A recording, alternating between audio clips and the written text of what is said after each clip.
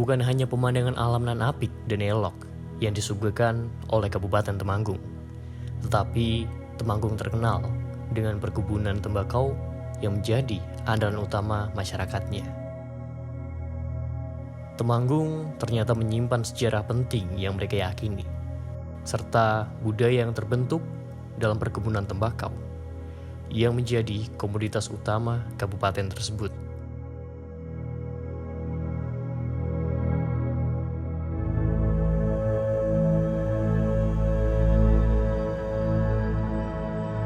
Nama saya Fatkur Rahman. Di sini saya selaku Kepala Desa Telilir, Kecamatan Telokomulyo, Kabupaten Temanggung, menjabat dari tahun 2020 sampai saat ini.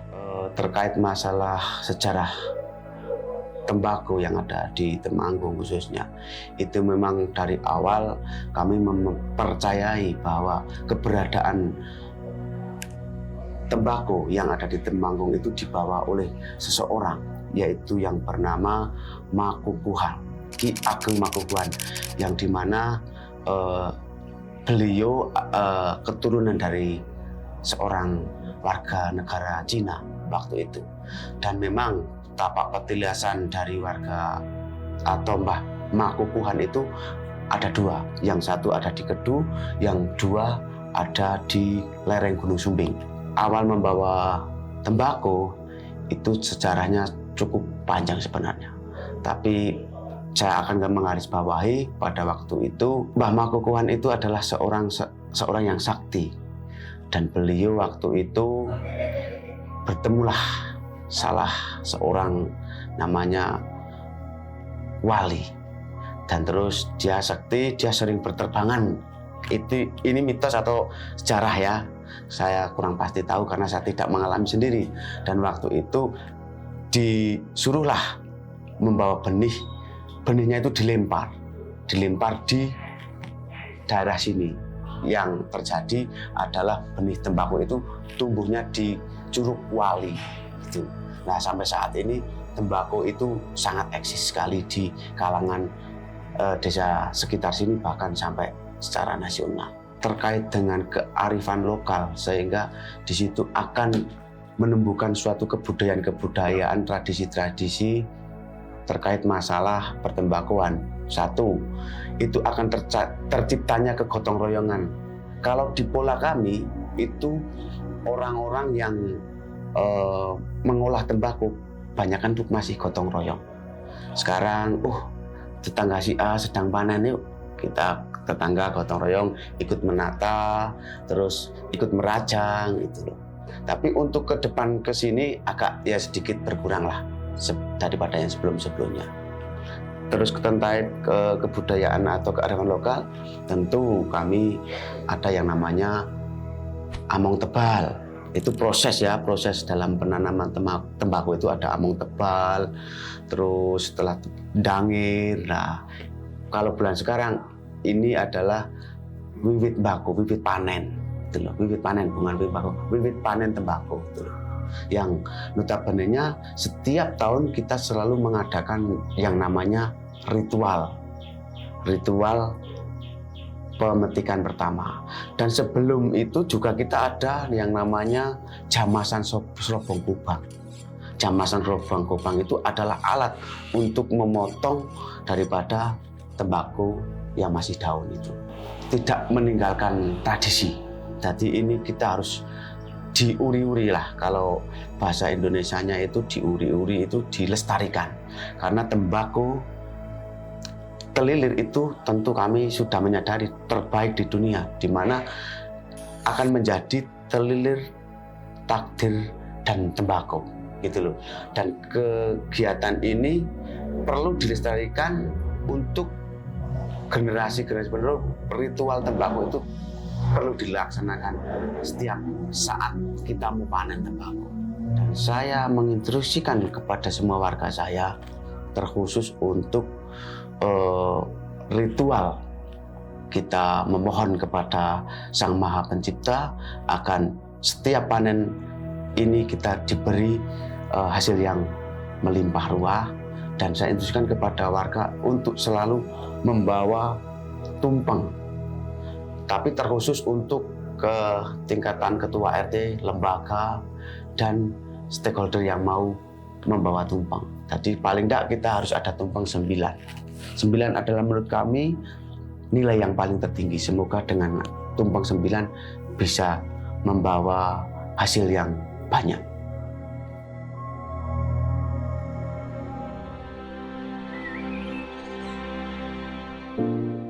Lahan tembakau di Temanggung tersebar luas di 19 kecamatan yang ada di Kabupaten Temanggung, dari lereng Gunung Sumbing hingga lereng Gunung Prau. Para petani menggantungkan hidupnya pada tiap helai daun tembakau. Perlakuan pada daun tembakau pun cukup istimewa, karena mereka percaya bahwa perlakuan yang baik pada alam akan berdampak pada hasil panen. Nama saya Aan, sebagai petani tembakau. Saya mulai jadi petani itu dari lulus SMA ya, 2010 sampai sekarang. Berapa tahunnya? 13 tahun ya. Turun-temurunnya. Tapi sekarang generasi petani itu jarang ya. Lebih memilih ke pekerjaan yang lebih halus, lebih di dalam ruangan gitu ya. Awal itu dimulai dari cecel tanah ya. Itu cecel itu mulai pertama gacruk atau macul ya. Itu lalu di berikutnya itu Wai itu buat lubang, buat kasih pupuk kandang, lalu ditutup lagi. Lalu musim tanam biasanya kalau di atas itu di bawah berhutani itu April ya, bulan April, kadang ada yang bulan Maret, tapi akhir-akhir ini kebanyakan di bulan April. Mulai panen itu kisaran bulan Agustus ya, Agustus tanggal setengahan. Bulan Agustus sampai Oktober ya. Biasanya 70 hari dari mulai petik pertama.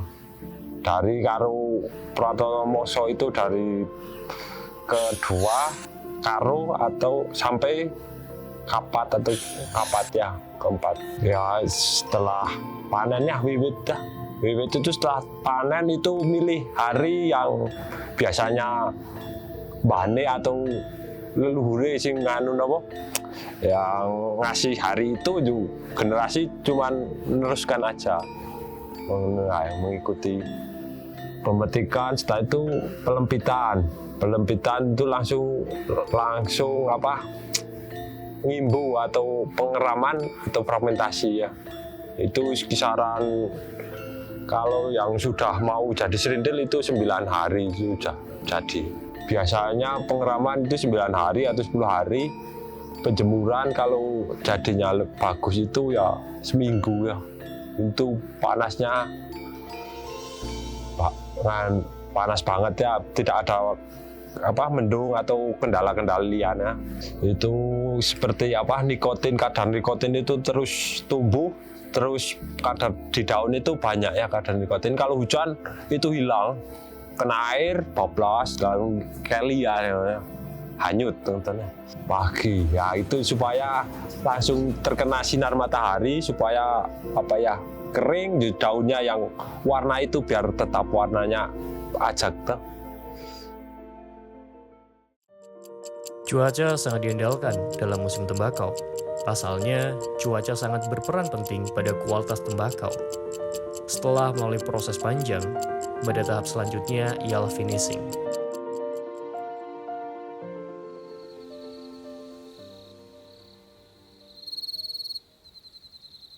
Proses tersebut dilakukan pada malam hari, sembari menunggu embun datang agar tembakau bisa digulung.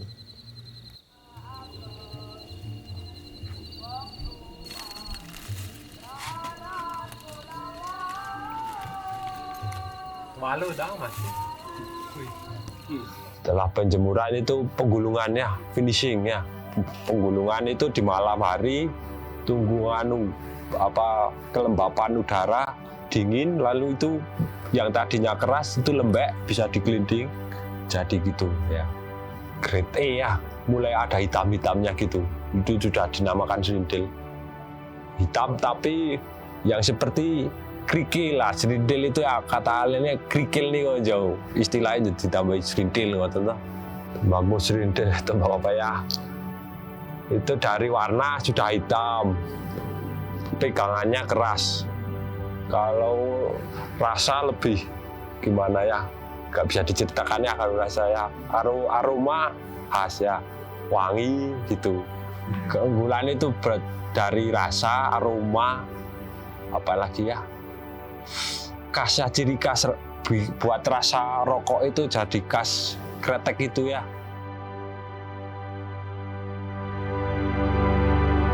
Serintil itu tidak semua petani memiliki tembakau serintil. Karena namanya serintil itu adalah bejo.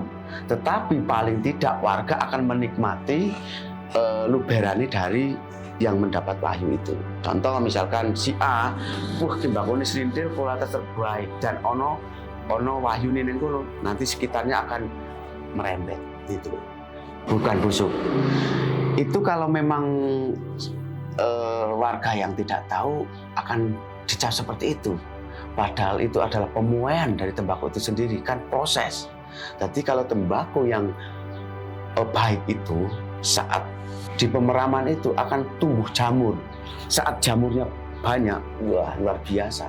Jadi kalau diambil itu tidak bisa, itu akan langsung kayak seperti mencair itu loh. Itulah tembakau yang baik. Jadi jamurnya itu saat peraman itu mulai tumbuh jamur, lah itulah tembakau yang baik. Jadi dari ujung sampai bongkot, kalau wong ini ngomongnya pucuk, ini sing jenengane kok sudah di jamur kabeh, itu akan terjadilah namanya tumbuh tembakau serintil. Ya karena yang pertama ini adalah suatu anugerah dari Tuhan Yang Maha Esa, di mana kami diberi tempat, lahan atau tanah, tekstur tanahnya itu bagus. Dan kemiringan tanahnya itu juga cukup bagus. Kalau di tempat kami kan langsung menghadap ke timur, disinari matahari. Nah itu. Dan kelembapan udara pun juga berpengaruh. Makanya serintil tidak bisa ditiru. Kalau toh bisa ditiru hanya cuma permukaannya saja. Tapi rasa tidak bisa. Bagus sekarang. Cuaca kemarau panjang, menurut saya kualitas lebih bagus ya, karena nikotin tidak ada yang hilang terhanyut oleh air hujannya karena kemarau panjang gitu. Kualitas lebih baik daripada tahun kemarin. Kemarin lah kemarau basah, banyak hujan, kadang nikotin terus hilang gitu ya. Temanggung dianugerahi alam yang luar biasa. Karena tembakau serintil hanya bisa didapatkan dari Temanggung. Tidak semua ladang di Temanggung bisa menciptakan tembakau serintil. Tembakau serintil adalah tembakau yang sangat spesial, karena harganya sendiri bisa mencapai 1 juta per kilogram. Tembakau memiliki kualitas dan rasa yang berbeda-beda pada setiap daerahnya. Mungkin orang awam tidak bisa membedakan kualitas tembakau. Yang mereka lihat hanyalah tembakau biasa. Tetapi beberapa orang ditakdirkan untuk memiliki bakat menjadi seorang penentu kualitas dan biasa disebut tobacco grader. Tobacco grader sangat berperan penting dalam pembelian tembakau. Asalnya mereka tahu bagaimana memilih tembakau yang berkualitas hanya dari warna dan dari bau tembakau tersebut. Nama saya Purwedi. Saya menekuni pekerjaan kalau jual beli tembakau sudah selama 31 tahun. Kalau belajar tentang tembakau, dari kecil memang saya lahir di daerah tembakau. Dari umur 17 tahun sudah mulai mengolah tembakau, dari mulai pengolahan tanah, penanaman, terus pengerajangan, penjemuran, sampai tembakau tersebut masuk dalam keranjang. Yang pertama adalah punya talenta, keberanian, dan sudah berapa lama kita belajar. Kalau baru 1 tahun, 2 tahun, 3 tahun, belum tentu bisa. Dan pengalaman yang sudah panjang. Sangat penting dan mau belajar. Kalau mau belajar tentang tembakau itu harus belajar dan harus tiap hari pegang tembakau yang bagus gimana, yang kurang bagus gimana gitu. Harus menentukan kualitas dan daerah mana, dan harus menentukan harga supaya kita bawa ke pabrik itu dapat cuan atau untung itu. Yang pertama warnanya harus cerah dan original. Yang kedua, tembakau itu yang bagus itu harus kalau dipegang itu ringan. Misalnya keranjang itu, kalau kecil berat itu pasti palsu, kurang bagus. Kalau yang bagus itu ya besar tapi ringan seperti ini. Ini grade C, tapi daerahnya ya sedang-sedang aja. Ini original. Ini grade C+. Sebetulnya ini bahannya bagus, tapi kurang original sih. Ini dikasih pewarna ini. Jadi kalau dijual mahal ini, masanya daerahnya bagus ini. Ini sebetulnya totalnya tinggi, tapi penggarapannya kurang bagus. Jadi harganya tidak terlalu mahal. Ini original, tapi dari tembakau yang paling bawah. Jadi kualitasnya masih bawah gitu loh. Dan tanamannya tidak 100% tembakau, dicampuri cabai apa-apa, baunya pun tahu gitu. Yang pertama A, B, C, D. Misalnya A satu total berapa? Misalnya 20.000, tapi kan totalnya itu ada 3. Misalnya grade A, B, C, D, E, F, G. Itu beberapa grade, tapi B itu ada grade daerah Sindoro, daerah Suambin, daerah Tionggang, terus kebersihan dari penggarap tersebut, kita harus menentukan harga, itu belajar dari situ. Sindel yang paling bagus itu E, F, G. Sebetulnya tahun sekarang itu sangat-sangat bagus, sangat-sangat istimewa. Cuma namanya orang itu beda-beda. Kalau tembakau sekarang itu sangat-sangat bagus. Tapi kan kalau digarap dengan original, itu pasti kualitasnya nomor 1. Tapi kalau digarap tidak original, maka tidak akan menjadi nomor 1 gitu. Tinggal penggarapannya yang bagus atau tidak. Kalau gudang garam, itu dari petani kita tumblek, terus dibawa ke gudang garam, lalu ke gudang garam dipres, lalu baru dibawa ke Kediri kalau gudang garam. Kalau jarum, kita dari petani kita tumblek ACC, terus kita bawa ke Temanggung, ke Jarum. Kalau sudah di ACC baru kita bawa ke Kudus. Cukan-cukannya kalau musim bagus, biasanya itu lumayan. Hari ini kan, hari-hari tahun-tahun ini petani tembakau maupun pedagang itu sulit. Masalahnya yang pertama, penggarapannya tidak sesuai dengan peraturan pabrik. Yang kedua, cukai rokok yang terlalu tinggi, jadi kan harga petani tidak bisa naik begitu. Seharusnya kalau cukai itu standar rendah, maka harga tembakau akan meningkat dan petani harus menjaga kualitas yang original. Itu cukai itu nomor 1. Kalau cukai dulunya itu cuma 15% atau apa, itu harga tembakau 1 kilo itu dulu itu sangat lumayan. Maksudnya 1 kilo tembakau bisa untuk membeli emas 2,5 gram tahun 1994. Ya harapan petani cukai itu jangan dinaik-naikkan terus ya. Biaya produksi semakin mahal. Di sini aja lahan kering, selain tembakau tidak tumbuh. Kalau cukai dinaikkan terus, nanti di sini mau kerja apa? Biaya tembakau sudah mahal, harga tidak sesuai dengan modal, adanya cuma kerugian-kerugian terus ya. Nah, gitu. Sangat memberatkan karena saat cukai naik, pabrikan akan terbebani cukai, dan pabrikan pasti tentu tidak akan memberi tembakau yang mahal karena udah terbebani dari situ untuk membiayai cukai. Inilah yang menjadi problematika bagi petani. Yang tertindas tetap petaninya, gitu loh.